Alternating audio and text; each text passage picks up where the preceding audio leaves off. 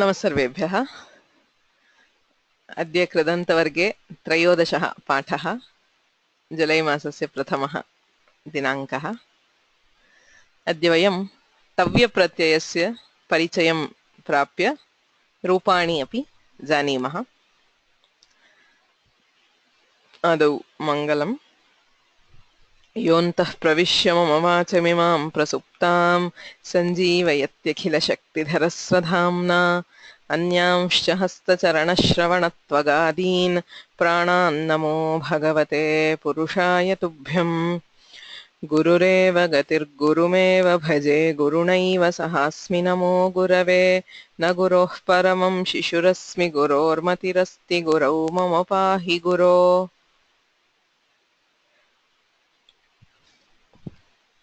कृदन्तवर्गे अस्माभिः एतावता चत्वारः कृत्प्रत्ययाः अधीताः। प्रथमः आसीत् ल्युट् प्रत्ययः, रूपेषु अन इति श्रूयते। अयं भावार्थकः प्रत्ययः, अर्थात् क्रियां बोधयति। रूपाणि सर्वदा नपुंसकलिङ्गे एव भवन्ति। प्रायेण इत्युक्ते भावार्थकस्य ल्युडन्तस्य रूपाणि नपुंसकलिङ्गे एव भवन्ति। सर्वेषु वचनेषु सर्वासु च विभक्तिषु प्रयोगः कर्तुं शक्यते। भिन्नेभ्यः धातुभ्यः ल्युट् प्रत्ययस्य योजने प्रधानतया अंशद्वयं स्मर्तव्यम्। एकं णत्वं, यत्र यत्र धातौ रेफः षकारो वा विद्यते तत्र णत्वस्य सम्भवः अस्ति। कुत्र णत्वं भवति कुत्र न भवति इति ज्ञातव्यं। पुनश्च गुणः, इगन्तानाम् अङ्गानां गुणः भवति। यत्र उपधायां लघुः इक् वर्णः अस्ति तत्रापि गुणः भवति। गुणेनैव रूपसिद्धिः ल्युट् प्रत्यये। तेन पठनं, लेखनं, गमनं, करणम् इत्यादीनि रूपाणि सिद्धानि। तेषां प्रयोगः अपि दृष्टः। द्वितीयः प्रत्ययः आसीत् अनीयर् प्रत्ययः। अनीय इति रूपे दृश्यते। कर्मवाचकः अयं प्रत्ययः, अर्थात् सर्वदा अनीयर् प्रत्ययान्तः शब्दः कर्मणा सह, कर्मपदेन सह अन्वयं प्राप्नोति। तेन सह विद्यादयः अर्थाः अपि भासन्ते। विधिः, कामचारः, अनन्तरम् अर्हः, शक्यः इत्यादयः अर्थाः तत्र भासन्ते। त्रिषु लिङ्गेषु अपि अनीयर् प्रत्ययान्तस्य प्रयोगः भवति। कर्मणः विशेषणत्वेन प्रयोगः, पुनश्च सर्वासु विभक्तिषु सर्वेषु च वचनेषु भवन्त्येव। तत्रापि रूपसिद्धौ गुणः, णत्वम् इति अंशद्वयं मनसि निधातव्यम्। ल्युट् प्रत्ययस्य यथा रूपाणि भवन्ति तथैव अनीयर् प्रत्ययान्तस्यापि रूपाणि भवन्ति। भेदः नास्ति. So there is no difference anywhere in the forms between ana and aniya. That is, you use ana in one case and aniya, or ana and aniya iti. So pathaniyam, lekhaniyam, gamaniyam, karaniyam ityadi drishtam. So ubhayatra napumsakalinge hrasvakarantah shabdah, अनीयर् प्रत्ययान्तस्य पुल्लिङ्गे अपि अकारान्तः। पठनीयः, लेखनीयः, गमनीयः, करणीयः इति। स्त्रीलिङ्गे आकारान्तः शब्दः भवति। पठनीया, लेखनीया, गमनीया, करणीया इत्यादि रीत्या। तृतीयः प्रत्ययः आसीत् ण्वुल्, अक न तु अक्, अक इति रूपे दृश्यते। अयं कर्तृवाचकः प्रत्ययः। सो क्रियायाः कर्तारं बोधयति। त्रिषु लिङ्गेषु सर्वविभक्तिवचनेषु प्रयोगः भवति। रूपसिद्धौ वृद्धिः अत्र प्रामुख्येन भवति। यथा इगन्तानाम् अङ्गानां वृद्धिः भवति। नी इति धातुः ल्युडन्ते नयनम् अनीयरि नयनीयं किन्तु ण्वुलि नायकः नै अनन्तरम् आयादेशः नायकः कारकः भावकः इत्येवं दीर्घः।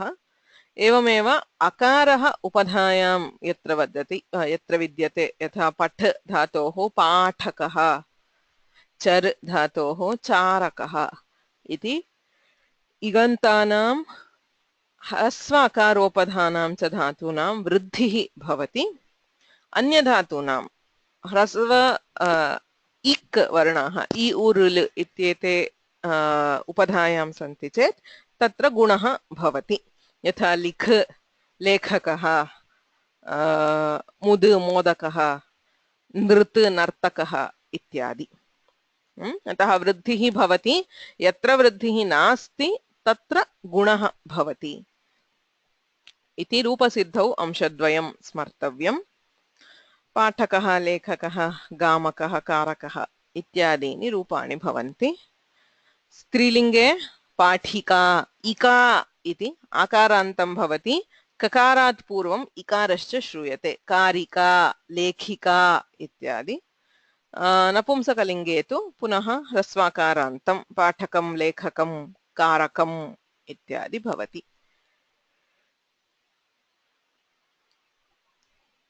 एते त्रयः अपि प्रत्ययाः ल्युट् अनीयर् नुल् इति प्रत्ययस्य आदौ अज्वर्णः अस्ति।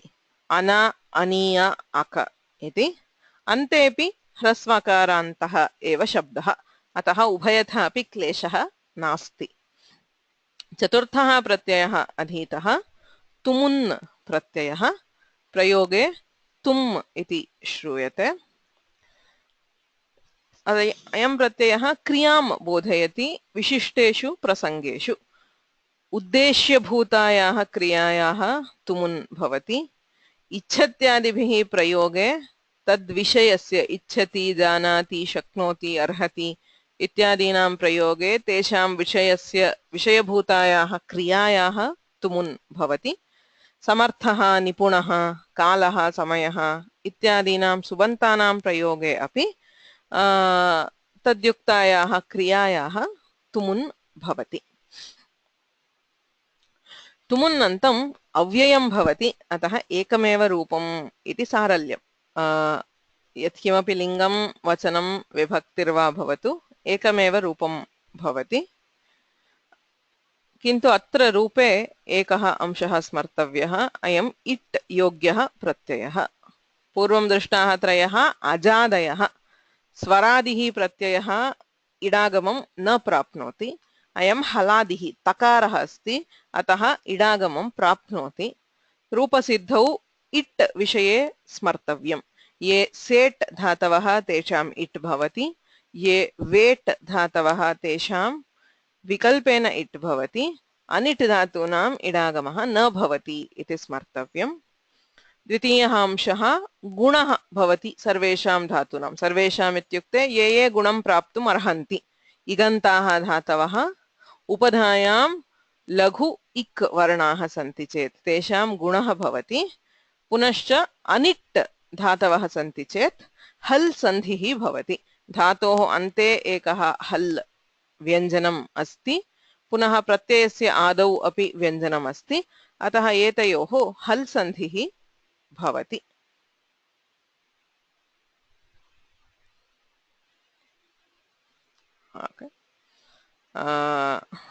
पठितुं लेखितुं गन्तुं कर्तुम् इत्यादीनि रूपाणि अस्माभिः दृष्टानि। अत्र एकः प्रश्नः क्रियते णुल् इति अक् अथवा अक इति। अक इत्येव पाठक लेखक इति ह्रस्व अकारान्तं प्रातिपदिकम् एव भवति णुलन्ते। Okay, so that was a typing error which I will correct. So णुल् इत्यस्य अक इत्येव भवति। Okay. So akarantam pratipadikam. So tumun makarantam avyayam bhavati. So adya panchamam pratyayam pashyamah. तव्यत् अथवा तव्य प्रत्ययः आदौ कांश्चन प्रयोगान् पश्यामः अनन्तरं प्रत्ययस्य विषये जानीमः प्रियवाक्यप्रदानेन सर्वे तुष्यन्ति जन्तवः तस्मात् तदेव वक्तव्यं वचने का दरिद्रता इति एकं सुभाषितम् प्रियवाक्यप्रदानेन यद्वाक्यं श्रोतुं प्रियं भवति so speaking nicely okay? So सर्वे जन्तवः तुष्यन्ति सर्वेषां जन्तूनां न केवलं मनुष्याणां ये प्राणिनः भवन्ति तेषामपि सन्तोषः जायते प्रीत्या सम्भाषणं क्रियते चेत् सर्वेपि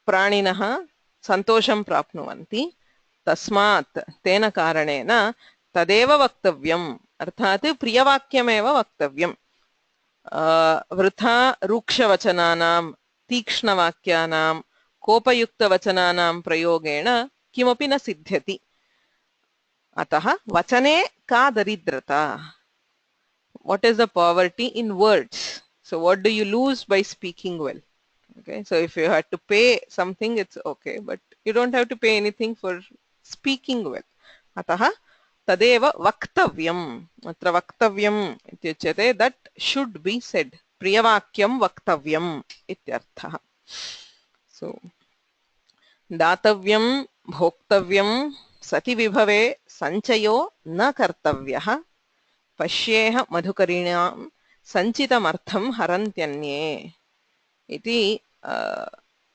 पंचतन्त्रस्य हितोपदेशस्य वा so either of them तत्र विद्यमानम् इदं सुभाषितं सति विभवे विभवः नाम अर्थागमः यत्र धनलाभः अस्ति तत्र किं कर्तव्यं दातव्यं भोक्तव्यम् एकं दानं करणीयम् अथवा अस्माकं भोगार्थम् उपयोक्तव्यं सञ्चयः न कर्तव्यः केवलं धनस्य संग्रहः न कर्तव्यः so either we spend it on ourselves or give it away for others so either of them is fine but it should not be simply hoarded संचयः न कर्तव्यः पश्य इह मधुकरिणां संचितमर्थं मधुकरिणां so the honey bees तेषां संचितम् अर्थं so the honey which they very carefully collect they neither use it for themselves nor do they give it away so they keep it collected in their honeycombs anye haranti so somebody else takes it away so this is one common example in Sanskrit literature for the importance of not hoarding you know so one thing from nature so datavyam bhoktavyam sati vibhave sanchayah na kartavyah datavyam must be given or bhoktavyam should be enjoyed you should either use it for your enjoyment or give it away sanchayah na kartavyah सत्र दातव्यं भोक्तव्यं कर्तव्यः इत्यादि तव्य प्रत्ययान्तानि पदानि okay.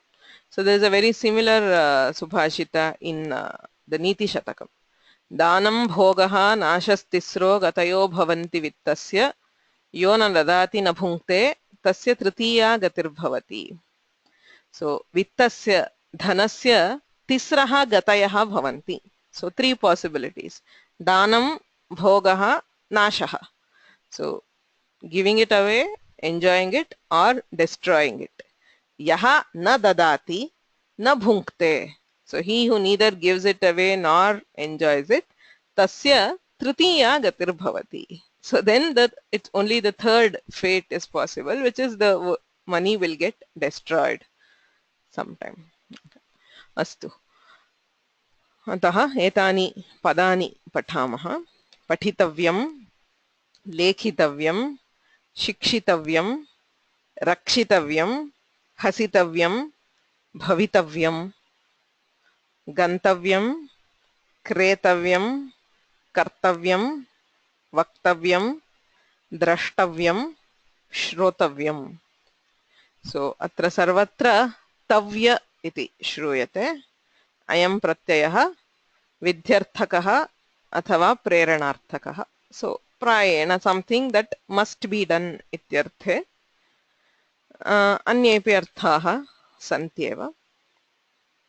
सो अयम् अस्माकं पञ्चमः प्रत्ययः. वस्तुतः पाणिनीयव्याकरणे प्रत्ययद्वयम् उच्यते पाणिनिना. तव्यत्, तव्य अनीयरः इति सूत्रम्. सो तव्यत् इति एकः प्रत्ययः, तव्य इति एकः प्रत्ययः. उभयत्रापि रूपे तव्य इत्येव श्रूयते. रूपे कोऽपि भेदः नास्ति. Okay, so there is absolutely no difference in forms or in usage between those two. The only difference that extra takara, tavyat ityatra takarena sware bhedah kriyate.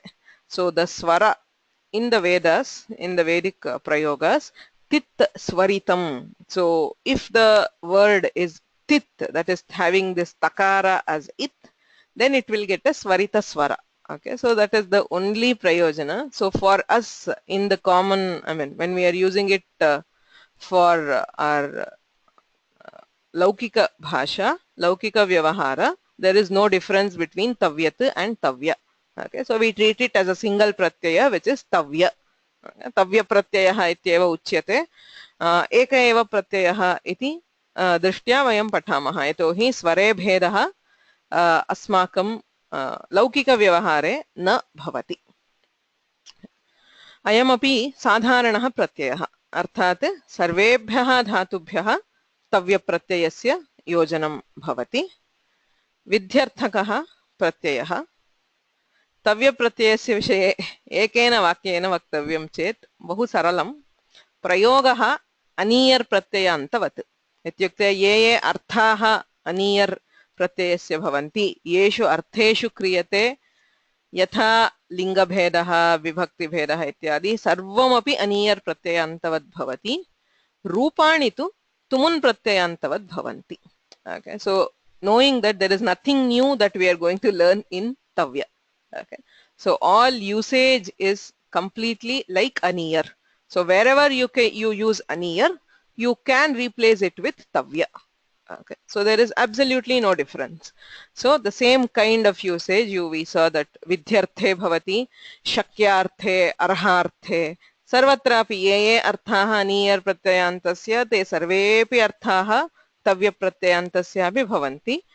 अयमपि कर्मवाचकः प्रत्ययः कर्मपदस्य विशेषणत्वेन प्रयोगः भवति. त्रिषु लिङ्गेषु रूपाणि भवन्ति. तेषां प्रयोगः सर्वासु विभक्तिषु वचनेषु सर्वमपि भवति. So whatever we studied for the usage part of aniyar will hold good for tavya also. But the difference is aniyar iti a iti swaradhihi pratyayah, tavya iti tu haladhihi pratyayah, atah atra idagamah bhavati. So tavya is like tumun. So all forms, no exceptions, all forms are like tumun. So instead of tum we use tavya, you have the forms and you use them wherever you use aniyar. So that is all is there about tavya. Vayam pashyamah, prayoganaphi pashyamah, रूपाण्यपि पश्यामः, किन्तु स्मर्तुम् एतदेव स्मर्तव्यम्. तुमुन्नन्तवद् रूपाणि भवन्ति, अनीयर् प्रत्ययान्तवद् प्रयोगः भवति. प्रथमः अभ्यासः संयोजयत. अत्र अनीयर् तव्यप्रत्ययान्ताः शब्दाः सन्ति, नामपदेन सह योजनीयम्. ये वक्तुमिच्छन्ति कृपया हस्तान् उत्तोलयन्तु.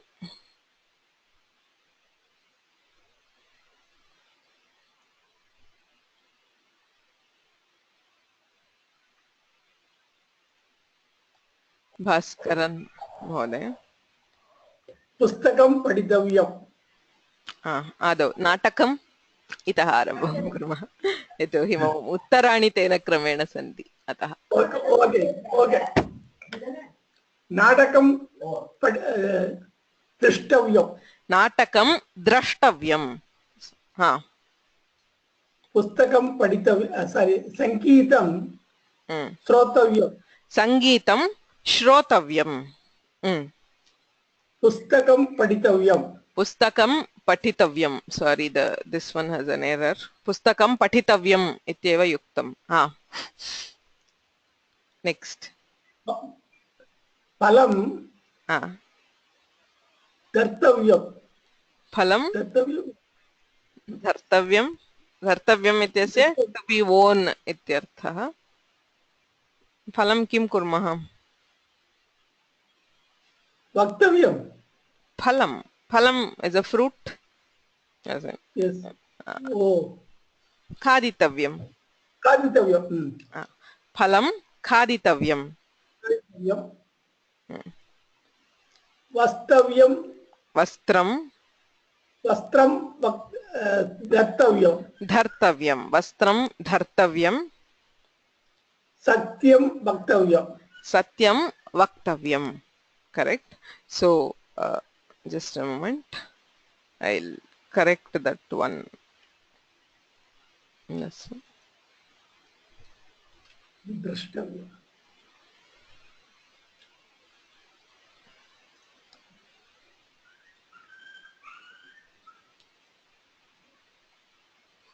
ha so natakam drashtavyam so drama must be seen can be seen or it could be deserves to be seen ityete arthaah sangeetam shrotavyam so music to be heard pustakam pathitavyam so a book to be read phalam khaditavyam fruit to be eaten vastram dhartavyam so cloth to be worn satyam vaktavyam so truth to be told so drashtavyam shrotavyam pathitavyam khaditavyam dhartavyam vaktavyam ityete shabdaah tavya pratyyantaah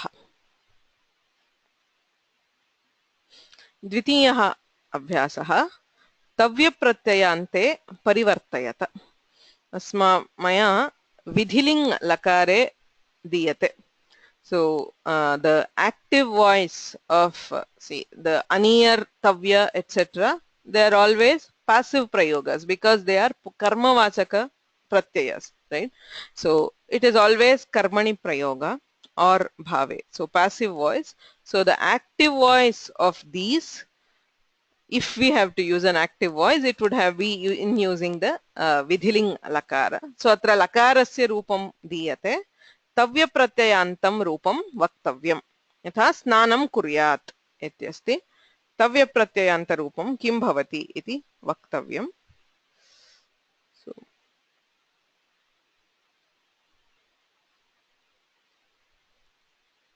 Ramapriya आं भगिनि स्नानं कर्तव्यं स्नातव्यम् इत्येव तस्य धातुः स्नातव्यं स्नातव्यं भोजनं कुर्यात् भोक्तव्यं भोक्तव्यं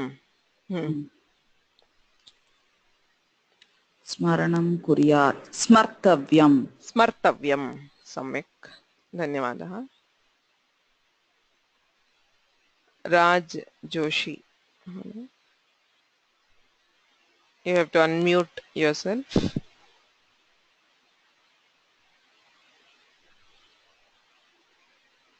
na shruyate you are muted you have to click on your microphone icon to unmute yourself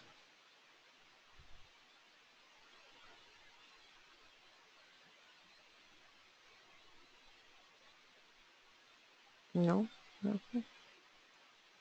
Padmanabhan Mohoday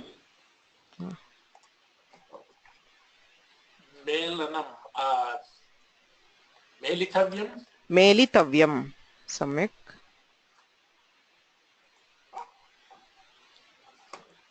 पठितव्यं पठनं कुर्यात् पठितव्यं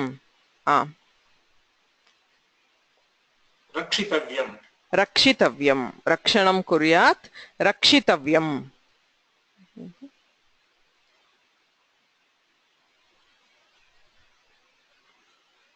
हरमंदर सिंह महोदय। नमो नमः।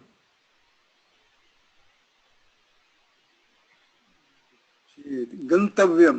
गन्तव्यं गच्छेत् गन्तव्यं। हसेत् हसितव्यं। हसितव्यं सम्यक्।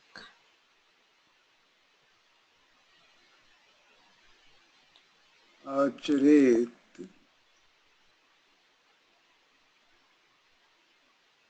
आचरितव्यम्। आचरितव्यं सम्यक्।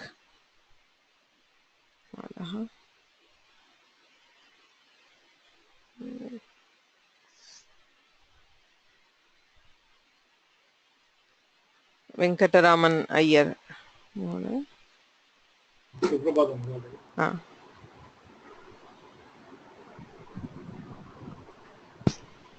चलितव्यं। शालयितव्यं। हाँ। चालयितव्यं। लब्धव्यं। लब्धव्यं। हाँ।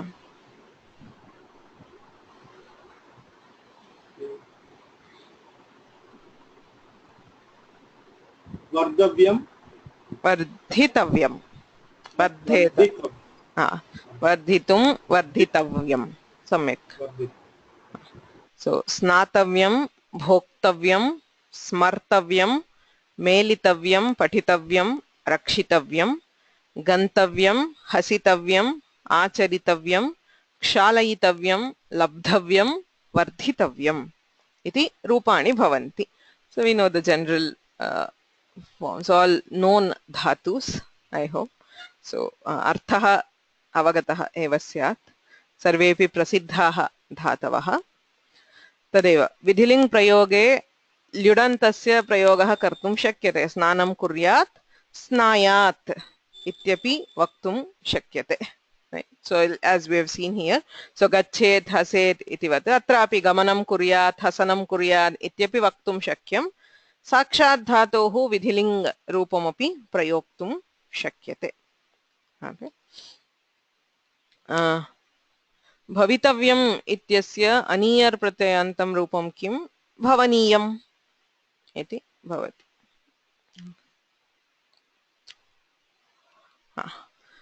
तव्यप्रत्ययान्तस्य रूपाणि कथं भवन्ति? यथा मया उक्तं तुमुन्नन्तेन तुल्यानि. यथा तुमुन् प्रत्ययान्तस्य रूपाणि तथैव तव्यप्रत्ययान्तस्य अपि भवन्ति. दातुं दातव्यं, नेतुं नेतव्यं, श्रोतुं श्रोतव्यं, कर्तुं कर्तव्यं, द्रष्टुं द्रष्टव्यं, लब्धुं लब्धव्यं, पठितुं पठितव्यं, डयितुं डयितव्यं, भवितुं भवितव्यं, ग्रहीतुं ग्रहीतव्यं, वरितुं वरीतुं वरितव्यं वरीतव्यं, प्रार्थयितुं प्रार्थयितव्यम्. एवं यथा यथा तुमुन् प्रत्ययान्तस्य रूपं तथैव तव्यान्तस्य अपि रूपम्. Okay, so everywhere just replace the tum with tavya, tu with tavya. So if there is tu, it becomes tavya. If there is dhu, it becomes thavya. Sarve sandhayaha, because it's the same letter. The sandhi depends on the letter. It is takara in both cases. And both of them have it. Both of them get guna. सर्वत्र यत्र यत्र इट् भवति उभयत्र भवति, यत्र यत्र गुणः उभयत्र. एवं सन्धिः अपि समानः, because it is the same letter. इत्येवं रूपाणि सर्वत्र समानानि भवन्ति. So we will just take a quick look, or rather a recap at what will happen for the different kinds of dhatus. गतवर्गद्वये तुमुन् प्रत्ययान्तस्य विषये एतदेव पठितम्. अद्य पुनः पठामः. तेन दार्ढ्यं भवति ज्ञाने. सेट् धातूनां तव्य प्रत्ययान्तरूपाणि कथं भवन्ति? इगन्तानां गुणः भवति. श्री इतव्य. सो तव्य इत्यस्ति सेट् धातुः, अतः इडागमः. सो श्रे इतव्य. अयादेशे श्रयितव्यं. श्री श्रयितव्यं. शी शयितव्यं. डी डयितव्यम्. सो इवर्णान्ताः धातवः तेषाम् अयि सो एकारः भवति अयादेशः भवति. सो श्रयितव्यं शयितव्यम् इत्यादि रूपाणि. नु इतव्य नो इतव्य नवितव्य. सो नवितव्यम्. भू भवितव्यम्. पू पवितव्यम्. सु सवितव्यम्. सो उवर्णान्तानां धातूनां गुणः अवादेशः भवति. ऋकारान्ताः जागृ इतव्य जागरितव्यम्. ऋकारस्य गुणः अर् भवति. सो जागर् इतव्यम्. सो प्रायः सर्वेपि ऋकारान्ताः धातवः अनिट् धातवः कृ हृ इत्यादि.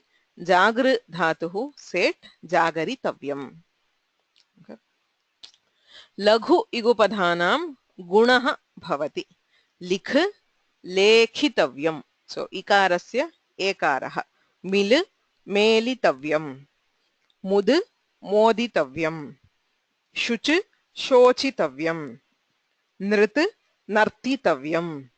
वृद्ध् वर्धितव्यम्. इत्येवं लघु इगुपधानाम् इकारस्य एकारः उकारस्य ओकारः ऋकारस्य अऋ इति गुणः भवति. कदाचित् इटः दीर्घः दृष्टः अस्माभिः.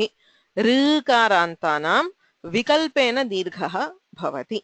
सो तरितव्यं तरीतव्यं. करितव्यं करीतव्यं. वरितव्यं वरीतव्यं. सो वृ धातोः तथा ऋकारान्तानां धातूनां विकल्पेन दीर्घः भवति. ग्रह धातोस्तु नित्यं दीर्घः भवति. ग्रहीतव्यम् इति रूपम्. सो इटः दीर्घः यथा तरितुं तरीतुं वरितुं वरीतुम् एवमेव अत्रापि भवति. ग्रहधातोस्तु दीर्घः. निजन्ताः सर्वेपि धातवः सेट् भवन्ति इति दृष्टम्. अयितव्यम् इति भवति. So the same form as the tinganta. So you just have to make it, instead of ayati, you have to make it ayitavyam. So kathayati kathayitavyam. Chorayati chorayitavyam. Kshalayati kshalayitavyam. Pathayati pathayitavyam. So ityevam nijantayaः सर्वेपि सेटः अयितव्यम् इति ante shruyate. Okay, so this is about the tavya forms for set dhatus. So तैत्तिरीयोपनिषदि शिक्षावल्याम् आचार्यानुशासनम् इत्यस्ति. यः शिष्यः विद्याभ्यासं समाप्य गृहं प्रस्थितः तस्मै आचार्येण कानिचन वचनानि उच्यन्ते. So instructions to the student on completing the studies and when he is about to go back. So it's a very famous portion from the Taittiriya Upanishad. Satyanna pramaditavyam, dharmanna pramaditavyam, kushalanna pramaditavyam. Swadhyaya pravachanabhyam bhutyai na pramaditavyam, swadhyayan na pramaditavyam, स्वाध्याय प्रवचनाभ्याम न प्रमदितव्यम, देवपितृकार्याभ्याम न प्रमदितव्यम. So pramaditavyam. So pramada is to deviate or to move away from something. So satyat na pramaditavyam. So do not deviate from truth. Dharmat na pramaditavyam. Do not deviate from dharma, what is righteous, correct. Kushalan na pramaditavyam. So do not deviate from what will cause good, okay, that which is good. Bhutyai na pramaditavyam. You should not deviate for the sake of money. So do not be corrupt. Swadhyaya pravachanabhyam na pramaditavyam. Should not neglect either swadhyaya or pravachana. So both self-study and teaching it are both important. Deva Pitrakarya Bhyam, Deva Karya and Pitrakarya. सो ताभ्यां न प्रमदितव्यं प्र उपसर्गपूर्वकः मद् धातुः मदी इति धातुः सो मद् pramadah comes from the same dhatu. So this pramaditavyam is tavya pratyayanta with set. Okay. So तत्रैव अग्रे अस्ति यान्यनवद्यानि कर्माणि तानि सेवितव्यानि सो सेवितव्यं सो सेव धातोः तत्रापि इडागमः अस्ति तव्यप्रत्ययान्तः यानि अनवद्यानि कर्माणि सो अनवद्यानि निर्दुष्टानि पापरहितानि दोषरहितानि कार्याणि तानि सेवितव्यानि so you should take up only those acts which are not well anavadya avadyam nama papam athava doshah so not sinful which are righteous which are correct ityarthah so pramaditavyam sevitavyam iti ubhayamapi set dhatoh idagame rupam bhavati so abhyasah ubhayam कुर्मः अनीयर् प्रत्ययान्तस्य तथा तव्यत् प्रत्ययान्तस्य रिक्तस्थानं पूरणीयम् सो असत्यं सो वृज इत्यस्ति तस्य अनीयर् किं भवति तव्यप्रत्ययान्तं किं भवति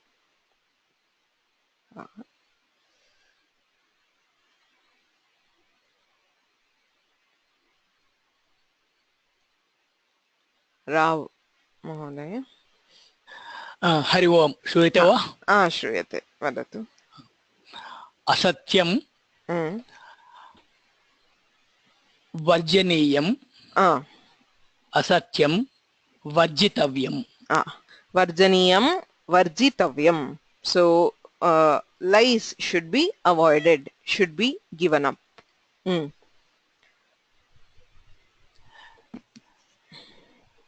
दिवा न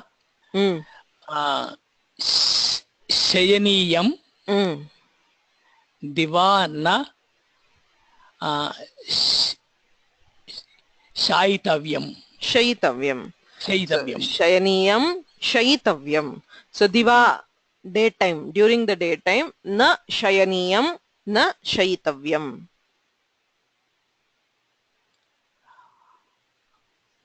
परधनं न वाञ्छनीयं परधनं न वाञ्छितव्यं न वाञ्छनीयं न वाञ्छितव्यं so the money or the wealth of others should not be desired vanchati is to desire so should not be desired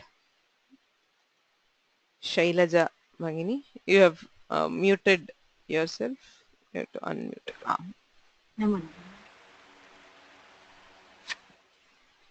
उपरि स्वनामं नाम उपरि स्वनाम लेखनीयं उपरि स्वनाम लेखितव्यं लेखनीयं लेखितव्यं so at the top one's name should be written say during an exam so they say swanama lekhaniyam lekhitavyam so one's name should be written मित्रैः सह मेलनीयं मित्रैः सह मेलितव्यं मेलनीयं मेलितव्यं संस्कृतेन एव भाषणीयं संस्कृतेन एव भाषितव्यं संस्कृतेन एव भाषणीयं भाषितव्यं so अनीयर् प्रत्ययान्तः अपि उपयोक्तुं शक्यते तव्य प्रत्ययान्तः अपि उपयोक्तुं शक्यते so in all cases they are synonymous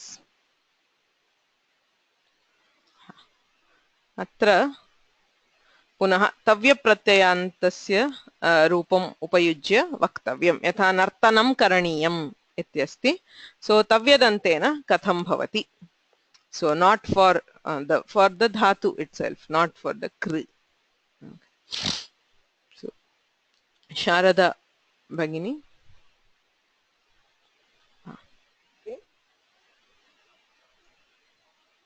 सभायां न न जस्ट् ऐ मीन् वाक्यं वदतु चिन्ता नास्ति रूपं प्रधानं नर्तितव्यं सो नर्तनं करणीयम् इत्यस्य नर्तितव्यं सभायां नर्तितव्यं सम्यक्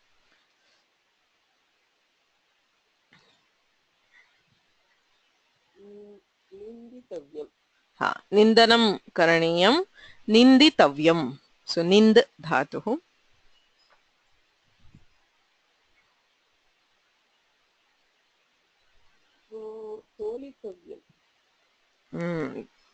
तिङन्तं किं भवति किं भवति तिङन्तं किं तोलयति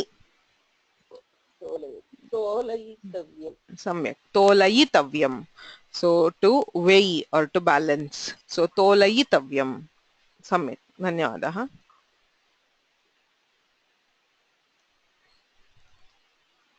मलकोण्डय्य महोदय हरि ओम् तरणं करणीयं तरयितव्यं तरितव्यं तृ धातुः तरितव्यं तरितव्यं तरीतव्यम् इति रूपद्वयं गणनं करणीयं गणितव्यं गणयति गणयितव्यं गणयितव्यं सो चुरादि गणे गणयितव्यं परीक्षणं करणीयं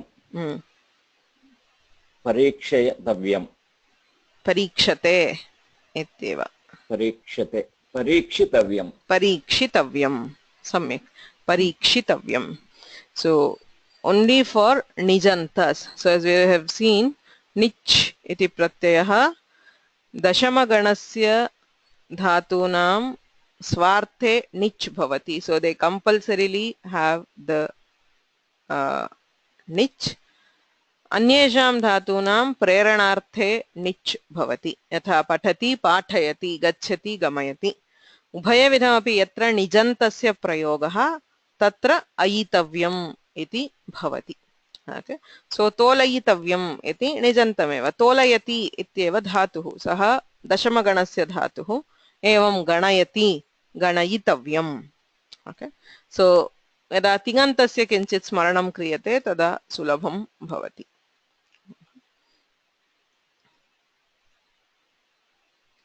अग्रे पश्यामः अनिट् धातूनां तव्यप्रत्ययान्तानि रूपाणि कथं भवन्ति इति सो आकारान्तानां तथा एजन्तानां धातूनां आतव्यम् इत्येव भवति आकारान्तानां जस्ट वी ऐड द प्रत्यय सो दा दातव्यं ज्ञा ज्ञातव्यं सो एजन्तानां धातूनामपि आकारः भवति सो गै गातव्यं त्रै त्रातव्यं हुए ह्वातव्यं सो सर्वत्रापि आकारः श्रूयते इगन्तानां धातूनां गुणः भवति सो जि जेतव्यं नी नेतव्यं श्रु श्रोतव्यं कृ कर्तव्यं हृ हर्तव्यं सो इकारस्य एकारः उकारस्य ओकारः ऋकारस्य अर् इति गुणः भवति दातव्यमिति यद्दानं दीयतेनुपकारिणे देशे काले च पात्रे च तद्दानं सात्विकं स्मृतम् इति भगवद्गीतायां 17 अध्याये दानं त्रिविधं भवति सात्विकं राजसिकं तामसिकम् इति तत्र सात्विकं दानं कीदृशं दातव्यम् इति यद्दानं दीयते so it is given just because it must be given for no other purpose okay so datavyam iti yaddanam diyate अनुपकारिणे अस्माकं तेन कोऽपि उपकारः भवेत् तेन कारणेन दीयते चेत् तत् सात्विकं न सो अनुपकारिणे यः किमपि उपकारं कर्तुं न शक्नोति अथवा उपकारः अस्माकं नापेक्षितः तादृशाय देशे काले पात्रे देशः सम्यक् भवेत् यत्र कुत्रापि दानं न करणीयं कालः उत्तमः कालः भवेत् so at the right time at the right place पात्रे to the right person यः दानम् अर्हति so यः यस्य समीपे तद्वस्तु अस्ति तस्मै दीयते चेत् प्रयोजनं नास्ति यस्य अपेक्षा अस्ति अर्हता दानस्वीकरणस्य अर्हता अस्ति so he who will not misuse it he who deserves it so that is called patram okay? So deshe kale cha patre cha taddanam satvikam smritam so such a dana is called satvika so for the first qualification is datavyam iti yaddanam it is given for the purpose of giving there is no other hidden agenda like receiving some favor or any other thing so datavyam iti yaddanam diyate anupakarine deshe kale cha patre cha taddanam satvikam smritam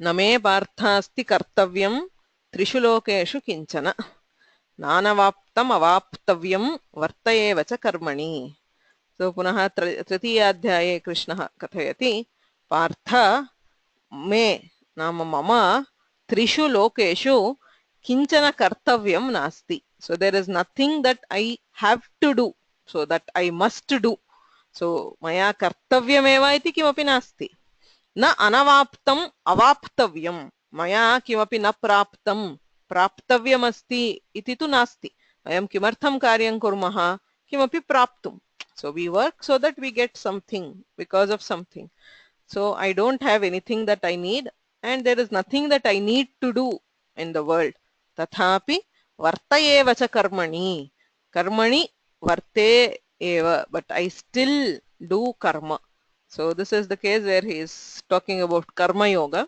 that you should not give up your actions so joshayet sarva karmani vidwan yukta samacharan so real jnani he should not confuse others by giving up his works so whether we need to do work or not we should keep doing it with the proper attitude okay so name parthasti kartavyam so kr kartavyam aap आप्तव्यम okay नानवाप्तम अवाप्तव्यम अव इति उपसर्गः आप इति धातुः अवाप्तव्यम वर्त एव च कर्मणि so अन्य धातूनां पश्यामः तत्तु अजन्त धातूनां अजन्त अनिट् धातूनां तव्यदन्तानि रूपाणि दृष्टानि हलन्त धातूनां किं भवति सन्धिः भवति अद् अत्तव्यम पच पक्तव्यम त्यज त्यक्तव्यम गम गन्तव्यम नम नन्तव्यम इत्येवं सन्धिः भवति तत्रैव यदि गुणस्य अवकाशः अस्ति तर्हि गुणः सन्धिः इति उभयं भवति सो उपधायाम् इकारः उकारः ऋकारो वा अस्ति चेत् गुणः भवति so chid chettavyam so chid becomes chedtavyam sandhau chettavyam much moktavyam bhuj bhoktavyam so chavarga dhatunam kakarah bhavati dvish dveshtavyam vish veshtavyam so shakarah shakaro va asti chet atra shakarah ष्टुत्वं भवति सो द्वेष्टव्यं वेष्टव्यं प्रवेष्टव्यम् इत्यादि अनुगन्तुं सतां वर्त्म कृत्स्नं यदि न शक्यते स्वल्पमप्यनुगन्तव्यं मार्गस्थो नावसीदति इति सुभाषितम् so you see that you have तुमुन् एंड तव्य उभयमपि अस्ति अनुगन्तुम् इत्यस्य सतां वर्त्म सज्जनानां मार्गः कृत्स्नम् अनुगन्तुं यदि न शक्यते सो पूर्णतया अनुसर्तुं न शक्नुमः चेत् so if it is not possible to follow the noble way completely सज्जनाः यद्यद् कुर्वन्ति तत् सर्वमपि कर्तुं यद्यपि न शक्नुमः तथापि स्वल्पमपि अनुगन्तव्यम् यावत् शक्यते तावद्वा अनुगमनम् अनुसरणं कर्तव्यम् रामायणं पठामः रामस्य तावन्तः गुणाः उच्यन्ते तत्सर्वम् अस्माभिः कर्तुं शक्यते वा न शक्येत तथापि स्वल्पमपि अनुगन्तव्यम् so you should not give up just because it is too ideal okay स्वल्पमपि अनुगन्तव्यम् यावत् शक्यते तावद्वा अनुसरणं कर्तव्यम् किमर्थं मार्गस्थः नावसीदति मार्गस्थः he who is on the right path न अवसीदति नाशं न प्राप्नोति तस्मिन् मार्गे गच्छामः लक्ष्यप्राप्तिः विलम्बेन भवेत् वेगेन वा भवेत् नाशस्तु न भवति उत्तममार्गे समीचीनमार्गे यः अस्ति सः न नश्यति so if the path itself is wrong then you are lost so if you are traveling on the right path someday you will reach the target so anugantum anugacchati is to follow so sajjanaः agre gachanti asmabhiः anugamanam kriyate so you have to follow anugantum kritsnam anugantum yadi na shakyate स्वल्पमपि अनुगन्तव्यम् सो अत्र तव्य प्रत्ययः गम धातुः गम तव्य गन्तव्य अभ्यासः उदाहरणानुगुणं वदत अर्थात् दा धातुः अस्ति दातुं योग्यं दातव्यं सो तुमुन् प्रत्ययः अस्ति दातुं योग्यं that which deserves to be given तदेव तव्य प्रत्ययान्तेनापि वक्तुं शक्यते दातव्यं so as we have seen tavya can also be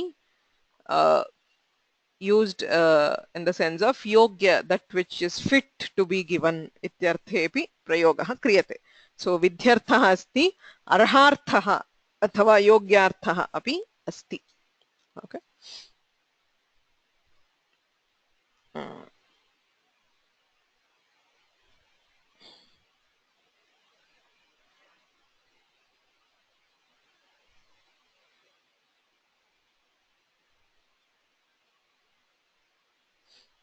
सो अत्र एकः प्रश्नः कृत्स्नम् इत्यस्य कः अर्थः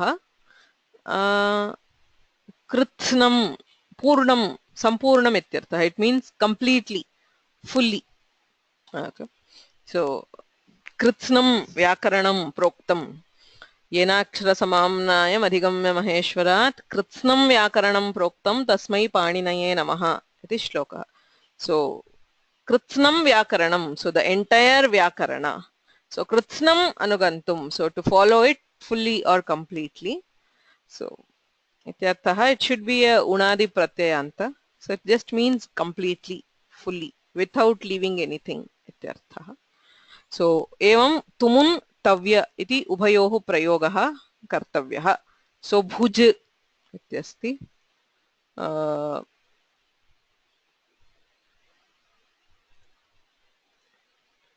महादेवन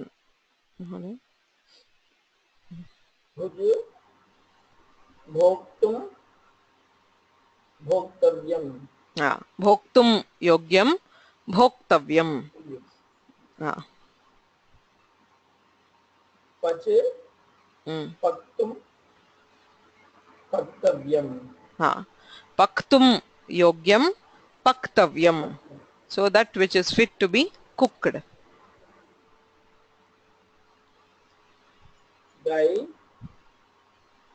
गातुं योग्यं गातव्यं गातुं योग्यं गातव्यं सम्यक्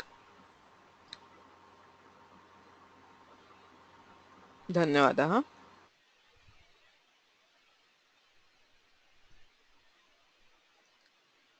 वेंकटेश्वरन् महोदय सुप्रभातम् नमतुं योग्यं नमितव्यम् अनिट् धातुः अनिट् like gum you have nam नन्तुं योग्यं नन्तव्यं सम्यक् नन्तुं योग्यं नन्तव्यं स्तोतुं योग्यं स्तोतव्यं स्तोतुं योग्यं स्तोतव्यं so to be praised विद् भेतुं योग्यं भेतव्यं भेत्तव्यं भेत्तुं योग्यं भेत्तव्यं भेतुं योग्यं भेतव्यं so भेद धन्यवादः so to be broken भेत्तुं योग्यं भेत्तव्यं Srinivas Mohan you have muted yourself you have to unmute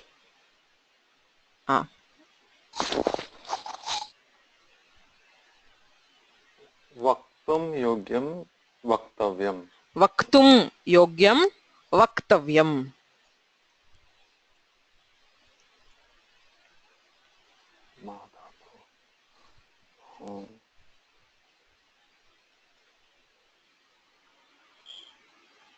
न जानामि दा इत्यस्य किं भवति तत्रैव अस्ति हा मा मातुं योग्यं मातव्यं मातव्यं so matum yogyam to be measured that which is fit to be measured मातव्यं सम्यक् धन्यवादः धन्यवादः Paul I want to take this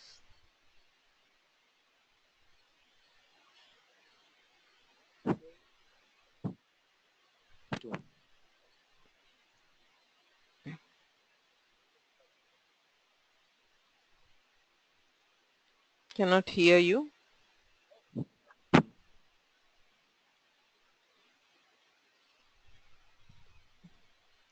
Paul not able to hear you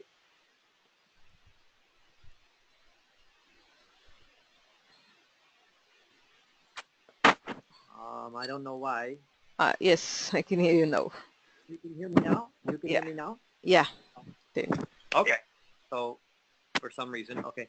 Chetum yogyam chetavyam. chetum yogyam chetavyam so to collect or to pluck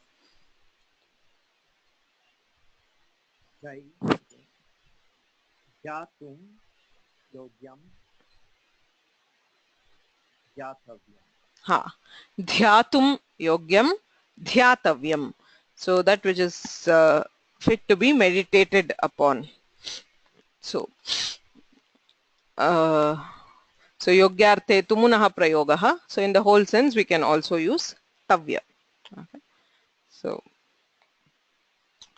अन्येषां केषाञ्चन अनिट् धातूनां तव्यरूपाणि ये महाप्राणान्ताः अर्थात् अन्ते धकारः भकारो वा अस्ति बन्ध बन्धव्यं सो पूर्वमपि दृष्टं बन्धुम् इति भवति तकारस्य स्थाने धकारः भवति सो पूर्व धकारः धातोः महाप्राणस्य स्थाने अल्पप्राणः भवति सो यू हैव बन्धव्य बन्धव्यं सो लभ labdhavyam so bha becomes ba and you have the dha labdhavyam sidh sedhavyam so gunah bhavati punah dhavya rudh rodhavyam so yatha tumuni bandhum labdhum sedhum rodhum evam atrapi yudh yodhavyam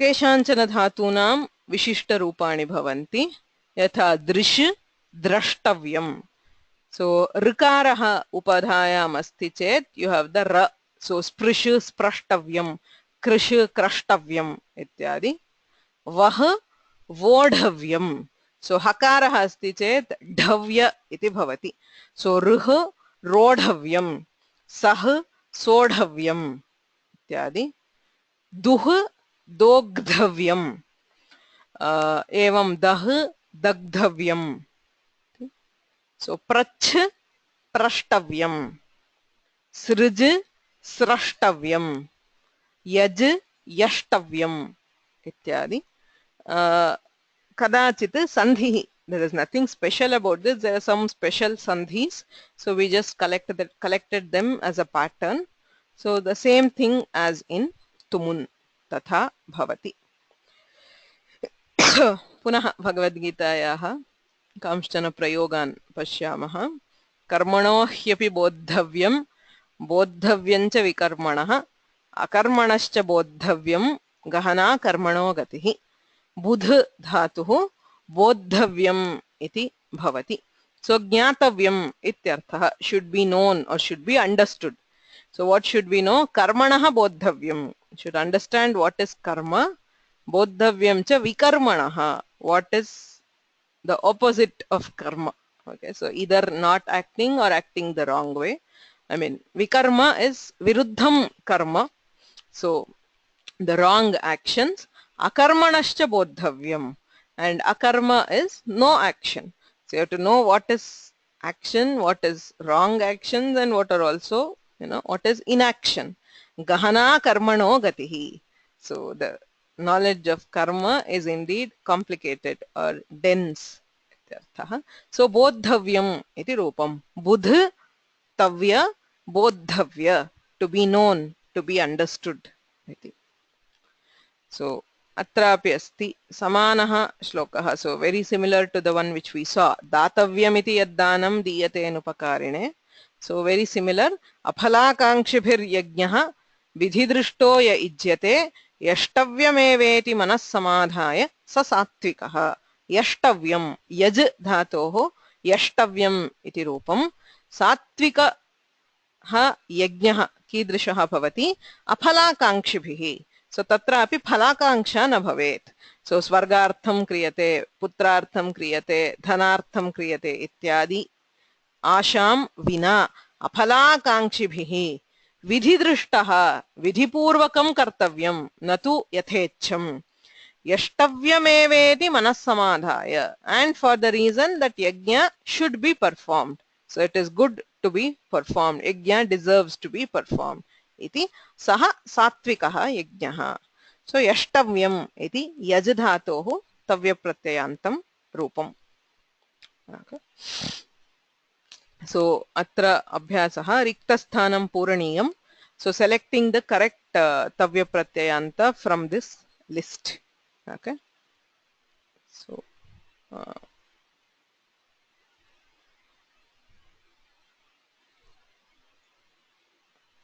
okay.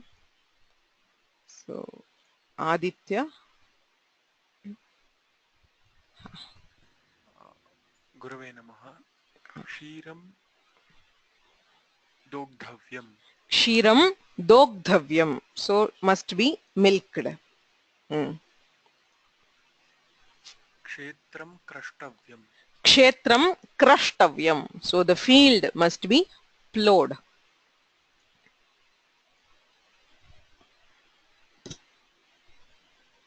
Dhanam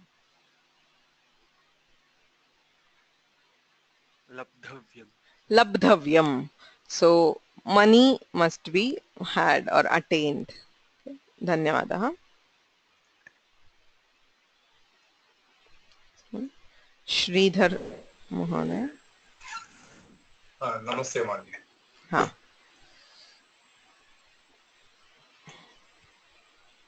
Tattvam bodhavyam. Tattvam bodhavyam. So the truth or the reality must be understood. Karyam. Karyam. Sadhavyam. Sadhavyam. Sadhaniyam ityeva artha. So my work or the task must be achieved. Kashtam sodhavyam. Kashtam sodhavyam. So difficulty must be tolerated or experienced. Sodhavyam. Dhanyavada. So dogdhavyam, krashtavyam, labdhavyam, bodhavyam, sadhavyam, sodhavyam. Iti tavya pratyayantani rupani. So अन्ये केचन धातवः सन्ति. Weight धातवः यत्र इडागमः विकल्पेन भवति. So तत्र रूपद्वयम्. So इडागमस्य हितम् एकं रूपं तद्विना एकं. So क्लिद्, क्लिद्, क्लेदितव्यं, क्लेत्तव्यं. So क्लिद् is to wet something. So इडागमे गुणः भवति क्लेदितव्यं. इटः अभावे गुणः सन्धिः क्लेत्तव्यं. So एषितव्यं, एष्टव्यं, to be desired. लोभितव्यं, लोब्धव्यं, to be greedy for something. Kshamittavyam, kshantavyam, to forgive. Gahitavyam, gadhavyam. So gahate is to enter or plunge into water. So takshitavyam, tashtavyam. So to peel or to scrape, to cut, ityadi. Gopitavyam, goptavyam, to hide. Kalpitavyam, klaptavyam, to create something. Tarpitavyam, traptavyam, to satisfy. Darpitavyam, draptavyam, to be arrogant. Drohitavyam, drogdhavyam, to harm somebody. Sahitavyam, sodhavyam. So sahadhatoh idagamah vikalpena bhavati. So sahitavyam, sodhavyam iti rupadvayam. Okay. So all these are similar to tumun. So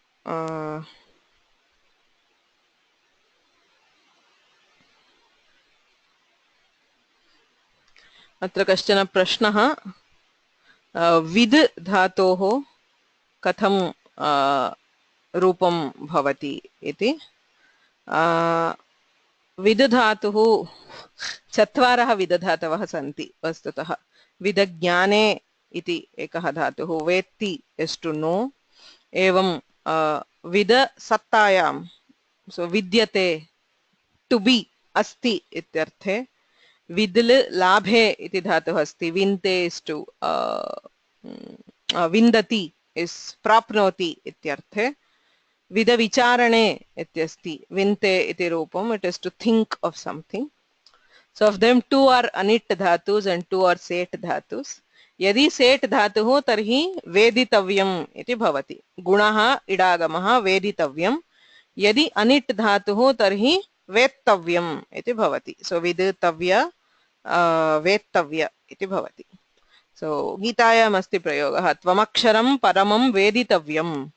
सो त्वम् अक्षरं परमं वेदितव्यम्. You are the one who is to be known the most. वेदितव्यं ज्ञाने इत्यर्थः तत्र.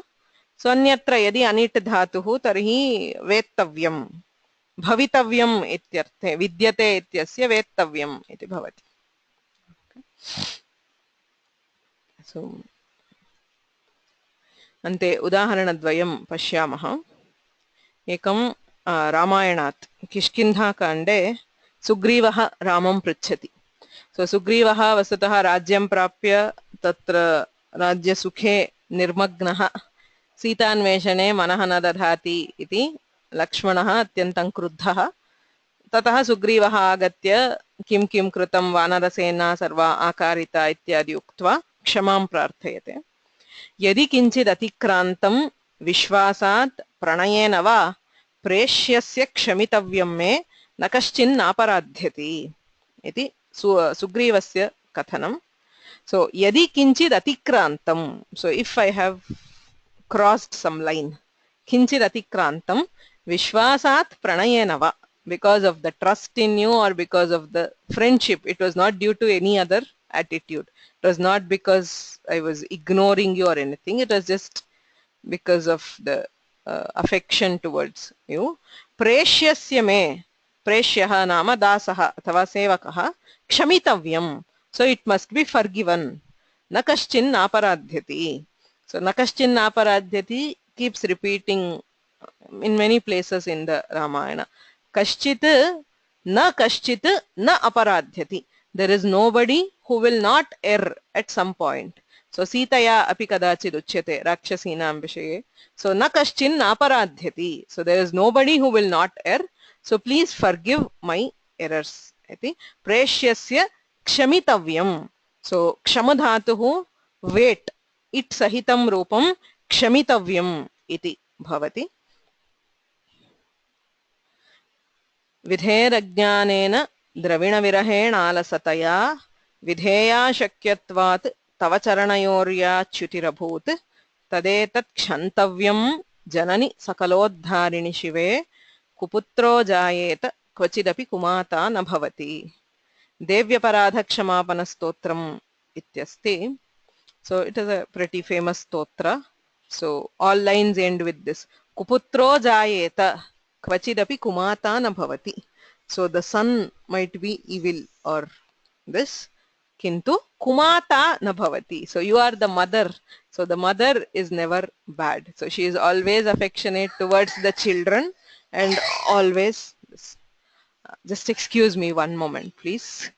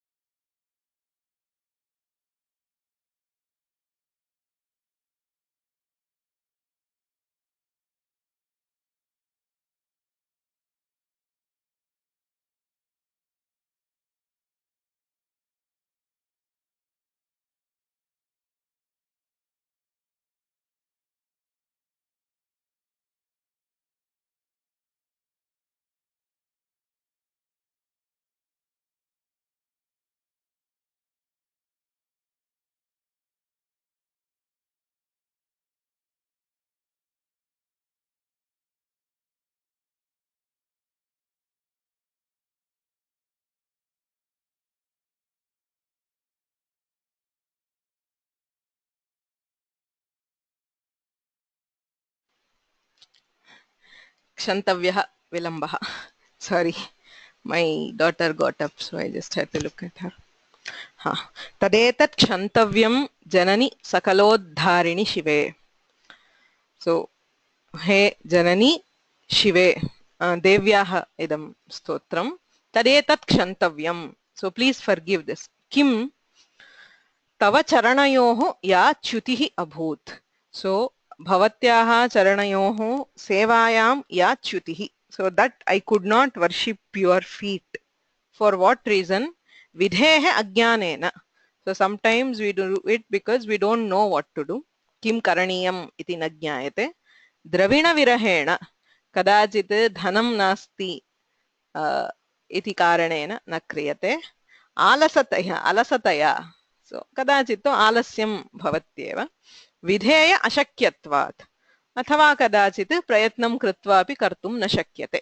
So etaihi karanaihi. So for whatever the reason, I was unable to worship you as I should have done. Vidhehe ajnanena dravina virahena alasataya vidheya ashakyatvat tava charanayoh ya च्युतिः abhut. So bhavatyaha padasevayaha हानिः. So I could not लोपः यः जातः तदेतत् क्षन्तव्यम्. So तत् क्षन्तव्यं जननि सकलोद्धारिणि शिवे. किमर्थं कुपुत्रो जायेत. So I may not be a deserving son or the daughter because of these faults. Kvachidapi kumata na bhavati. So a mother cannot be bad. So she has to take care of the child. इति तत्र क्षन्तव्यं. सो पूर्वं रामायणस्य प्रयोगे क्षमितव्यम् इति इटा सहितः प्रयोगः दृष्टः. अत्र अनिट् प्रयोगः क्षन्तव्यं. सो क्षमधातोः क्षमितव्यं क्षन्तव्यम् इति रूपद्वयं विद्यते. Okay.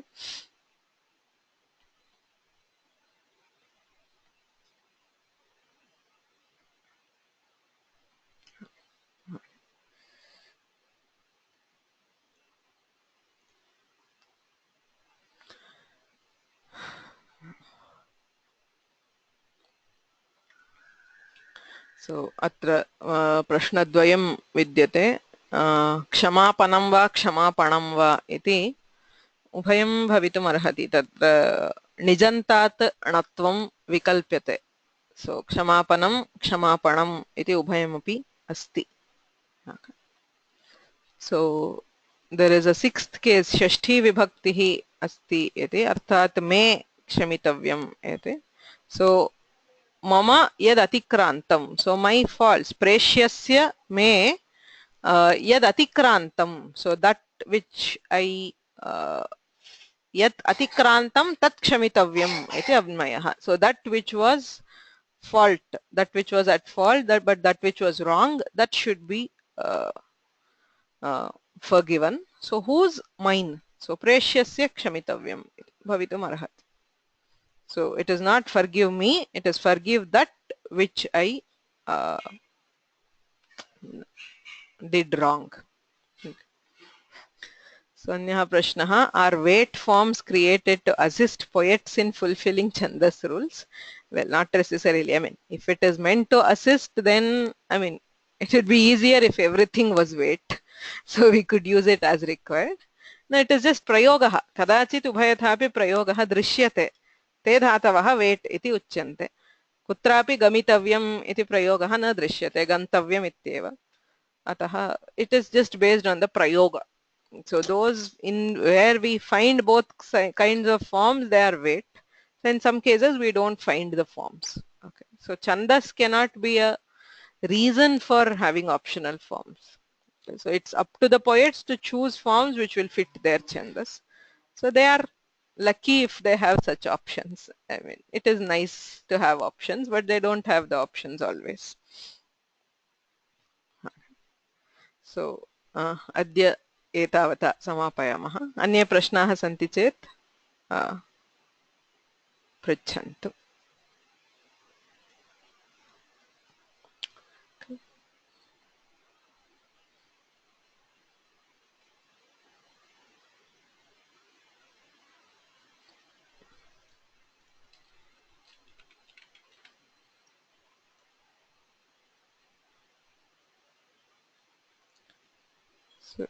You can also raise your hands if you have questions.